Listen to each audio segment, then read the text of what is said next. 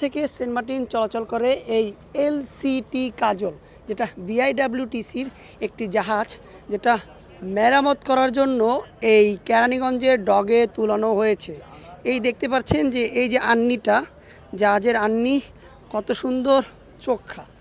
আর উপর থেকে দেখাই এই জাহাজ, হ্যাঁ, এর যেটি সমুদ্র চলাচল করে থাকে, যেটা কক্সবাজার টু সেন্ট মার্টিনে চলাচল করে। এবং এই জাহাজটি এই কেরানীগঞ্জে নিয়ে আসছে হচ্ছে 18 দিন ধরে। এবং এই জাহাজটি পুনরায় রং করা হবে, তারপর ইঞ্জিন চেঞ্জ করা হবে, লাইটিংয়ের কাজ করা হবে, বিভিন্ন কাজ করা হবে। এবং এটা হচ্ছে পর্যটক মানে জাহাজ।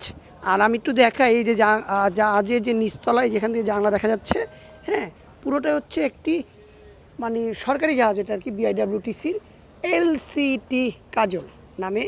আর বেকুজ ওয়ান কিছুদিন আগে আমি আপনাদের জাহাজ মানে করছি বেকুজ ওয়ানের মতে। এবং নিচতলাও দেখা যায় যে আপনার বসার বা করার জায়গা রয়েছে।